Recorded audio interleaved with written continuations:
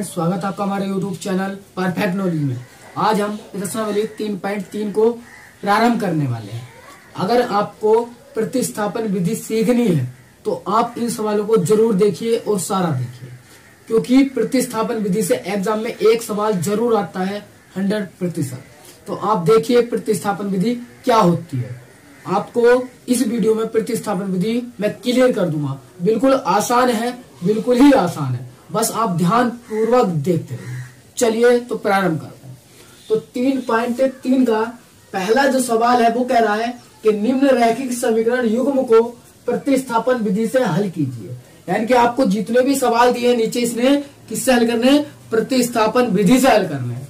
और पहला सवाल मैंने बोर्ड पे लिख दिया है कि x + y = 14 और x - y = 4।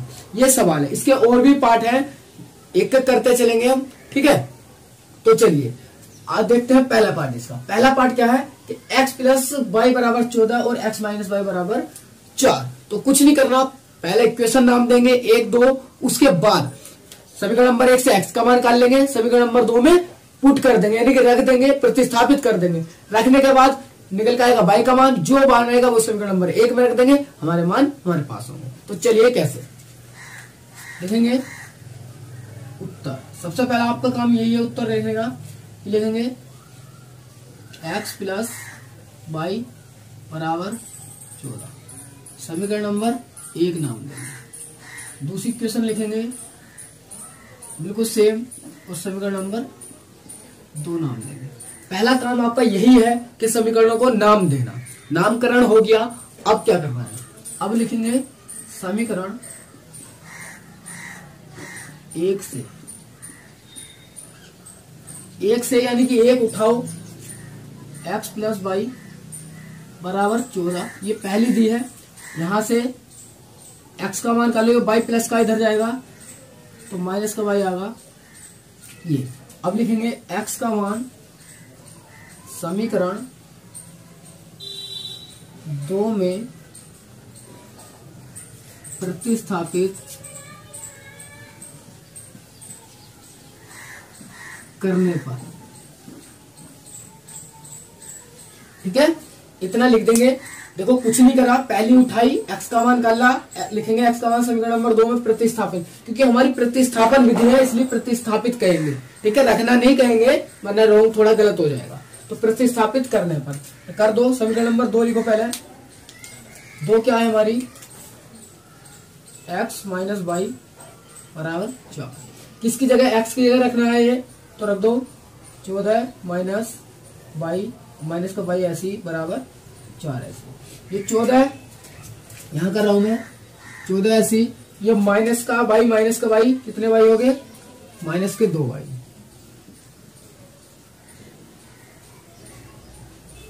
बराबर 4 ऐसे।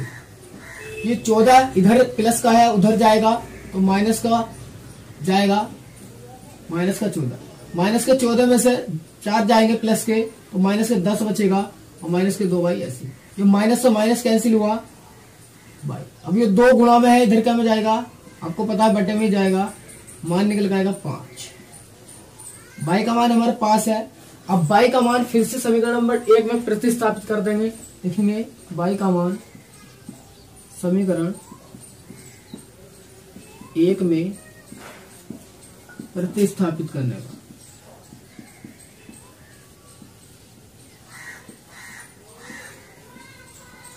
कर दो 1 में प्रतिस्थापित। तो 1 क्या थी हमारी?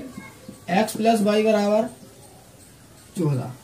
करो तो x + y की जगह क्या रखना है? 5। और किसी को सेम रखना है, किसी को नहीं छेड़ना है। ऑलरेडी y का मान रखे तो y की जगह 5 रख दिया, x ऐसी, 14 ऐसी, ये इधर प्लस का उधर क्या में जाएगा? माइनस में। 14 में से 5 गए, 9 बचेगा, x का मान आपके पास 9। तो ये थी हमारी क्या? प्रतिस्थापन विधि। कुछ नहीं करना, बिल्कुल आसान है। समीकरण नंबर 1 उठानी है, 1 से x का मान निकालना है और 1 x का मान समीकरण नंबर 2 में प्रतिस्थापित कर देना है। करके y का मान निकलेगा, y का मान फिर से समीकरण नंबर 1 में प्रतिस्थापित कर देना है, x का निकलेगा, यही मान हमें निकाल लेते हैं। तो आपको ये विधि समझ में आई होगी। अब आप सवाल नंबर 2 अपने आप ट्राई कीजिए। 3 ये सारी चीजें अपने आप कीजिए, नहीं होते तो इस वीडियो का फिर सहारा लीजिए। ठीक है, तो चलिए अब करता हूं मैं इसका सवाल नंबर 2। तो चलिए करते हैं दूसरा सवाल। तो अब करते हैं इसका दूसरा सवाल। दूसरा सवाल क्या कह रहा है, s माइनस टी बराबर 3 है, s बटे 3 प्लस टी बटे 2 बराबर 6 है। आपको ये सवाल करना है, किस विधि से करना है, उसी से करना है, प्रतिस्थापन से। तो चलिए सबसे पहला काम आपका क्या होता है, आपको पता है, उत्तर लिखेंगे और जो समीकरण दिए हैं उन्हें नाम देंगे। एक, दूसरी को नाम देंगे बराबर 6, 2। आपको दिखाई दे रहा है कि एक तो हमारी एक तरह से सही है कि s माइनस टी बराबर 3। अब ये वाली जो इक्वेशन है ये थोड़ी क्या है, सही नहीं है, यानी कि इसे हमें व्यवस्थित करना पड़ेगा। ये थोड़ा सा उसमें है, भिन्न में है, तो आपको इसे व्यवस्थित करना पड़ेगा। तो लिखेंगे पहला समीकरण 2 को व्यवस्थित करने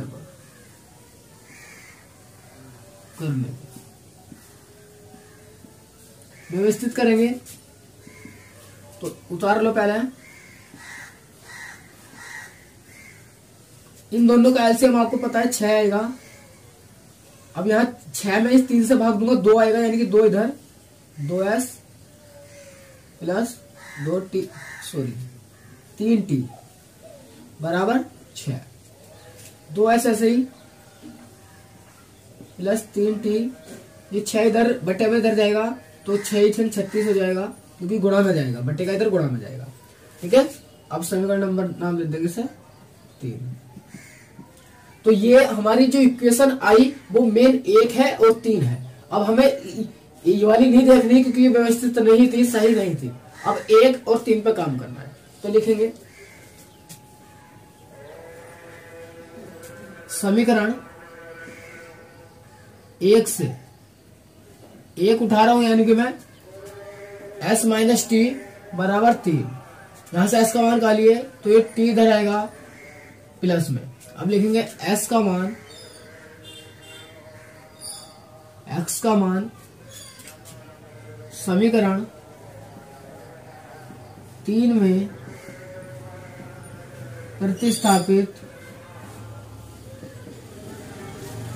करने पर, यानी कि 3 का रोल करेंगे। अब ये 2 कुछ नहीं है, आप कभी क्या होगे सर ये 2 कैसे, अब 3 मेन है तो हम 3 में और इसमें लगाएंगे कौन सी, प्रतिस्थापन होगी। तो 3 में रख दो, 3 क्या है 2s, ये s इसलिए बना रहा हूं ताकि ये आपको एक सा ना लगे, है ना, 25 ना लगे, इसलिए ऐसे कर रहे हैं। प्लस 3t बराबर 36 रखिए। 2 ऐसी, s की जगह क्या रखना है 3 प्लस t प्लस 3t ऐसी बराबर 36 ऐसे। ये करिए गुणा, 3 दूनी 6 प्लस 2t प्लस 3t बराबर 36। ये 3 और 2 5, 6 प्लस ये 5t बराबर हो गया 36। ये 6 इधर जाएगा तो 5t बराबर 36 माइनस 6 आएगा 30, 5t, 5 से 30 कटेगा, t का मान आएगा 6, 5 6 30 होता है ना, 5 6 30। इतनी कैलकुलेशन आपको आती होगी क्योंकि अब हाई स्कूल में है तो थोड़ा बहुत तो आता ही होगा, है ना। चलिए इसलिए थोड़ा तेज कर दिया। अब t का वैल्यू लिखेंगे, t का मान समीकरण नंबर 1 में प्रतिस्थापित करने पर तो 1 लिखो, क्या है पहले 1 क्या थी, s माइनस टी बराबर 3 रख दो। s टी का कितना रख रहे हैं 6 बराबर 3, मैं इधर कर रहा हूं, है ना, लास्ट का जो ये यहां कर रहा हूं। चलिए तो 6 इधर जाएगा तो s बराबर 3 प्लस 6, तो s का मान आ गया 9। तो इस तरीके से आपको ये दूसरा सवाल करना था, यानी कि पहले इक्वेशन अगर व्यवस्थित नहीं है तो आपको व्यवस्थित करनी पड़ेगी, सही करनी पड़ेगी, उसके बाद ही हम सवाल करेंगे। ठीक है, तो इस तरीके से दूसरा सवाल करना था। तो चलिए अब करता हूं मैं इसका तीसरा पार्ट, यानी कि तीसरा सवाल। चलिए अब करते हैं हम इसका तीसरा से हम सवाल नंबर इसका तीसरा पार्ट। तीसरा पार्ट क्या कह रहा है कि 3x माइनस वाई बराबर 3, 9x माइनस 3y बराबर 9। तो सबसे पहला आपका काम क्या होगा, आपको पता है, उत्तर लिखना है और इन्हें नाम देना है। तो 3x माइनस वाई बराबर 3 समीकरण नंबर 1। दूसरी लिखेंगे 9x माइनस 3y बराबर 9, समीकरण नंबर 2। ये ऑलरेडी देखो व्यवस्थित है तो कुछ करने की जरूरत नहीं है, बस समीकरण नंबर 1 उठाएंगे। समीकरण 1 से 1 उठाओ, 3x माइनस के y बराबर 3। यहाँ से x का मान निकाल लो, 3x, जो माइनस का y है उधर जाएगा, प्लस का y हो जाएगा। x ऐसे ही ये बटे में जाएगा, 3 प्लस y बटे 3। अब लिखेंगे x का मान समीकरण 2 में प्रतिस्थापित करने पर, कुछ नहीं करना, पहले की तरह ही है, 2 में प्रतिस्थापित करेंगे, यानी कि 2 क्या है वो लिखेंगे पहले, 9x माइनस के 3y बराबर 9 रखो। 9 ऐसी, x ये क्या रखना है, 3 प्लस y बटे 3 माइनस के 3y ऐसी बराबर 9 ऐसे, 3 से कटेगा, 3 क्या 9, 3 ब्रैकेट 3 प्लस y माइनस के 3y बराबर 9। फिर लिखेंगे ये 3 के 9 हो जाएगा, और 3y बराबर माइनस के 3y ऐसी बराबर 9 ऐसी। देखिए अंदर खुला है, 3 के 9 और 3y प्लस के, क्योंकि प्लस प्लस प्लस होता है। अब ये 3y से 3y कैंसिल, y 9 बराबर 9 आ गया। अब देखिए आपने x का मान कर लिया और दूसरी समीकरण में रखा, तो y का मान नहीं निकल कर आ रहा है ना, तो लिखेंगे अतः है जो कि सत्य है, ये चूकी कर रहे चूकी, जो कि सत्य है, अतः y का कोई मान हल के रूप में प्राप्त नहीं होगा,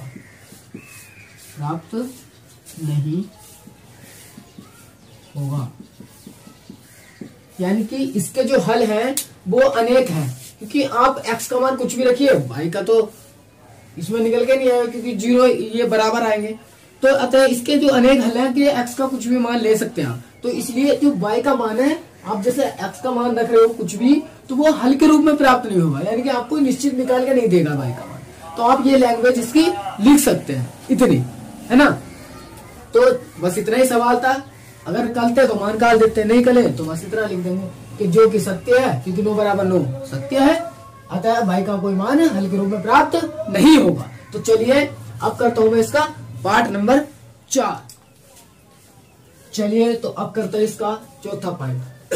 यानी कि चौथा पॉइंट क्या है कि 0.2x प्लस 0.3y बराबर 13 है, और 0.4x प्लस 0.5y बराबर 2.3 है।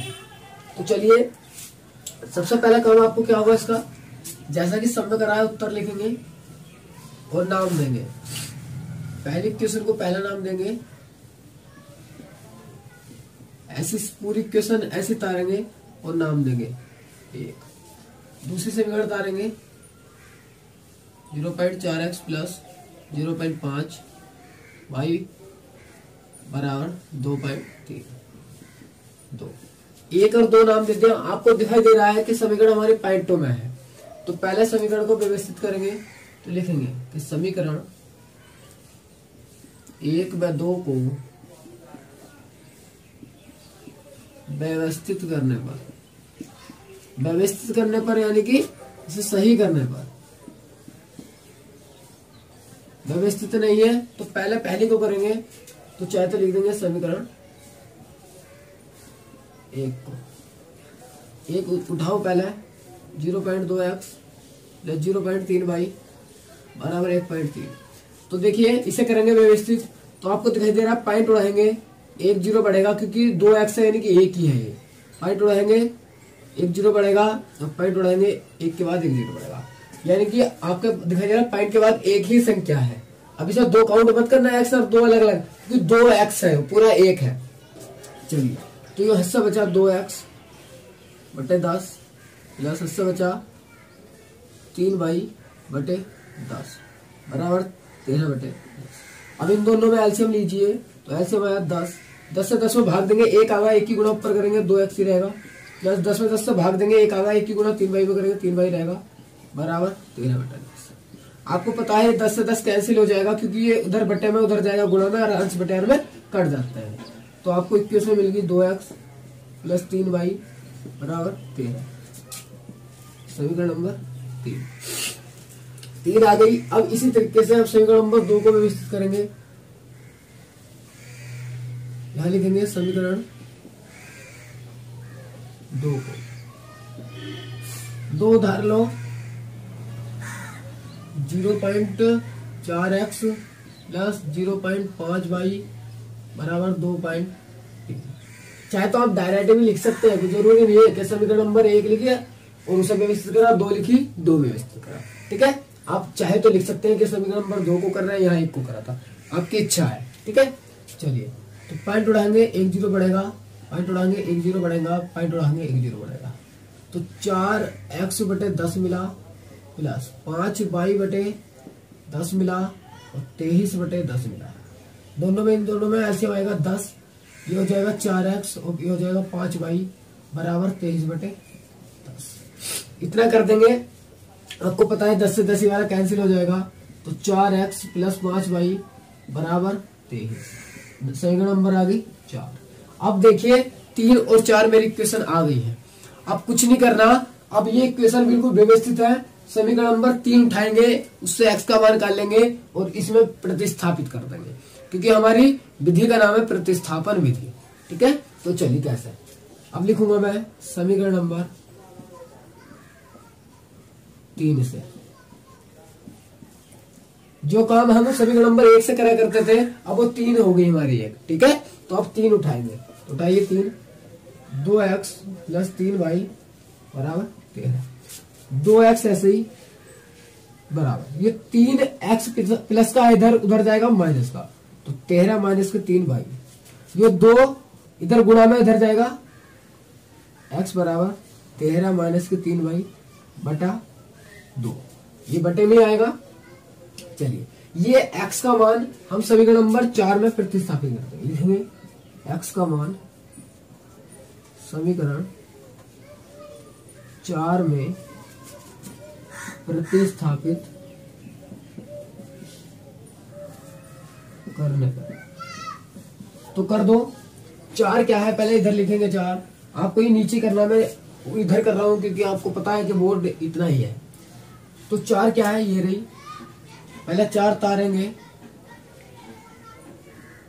23, तो x की जगह डालना है मान 4, ऐसे ही x की जगह क्या डाल ले हो 13 माइनस के 3y बटे 2 प्लस 5y ऐसे ही बराबर 13 ऐसे ही।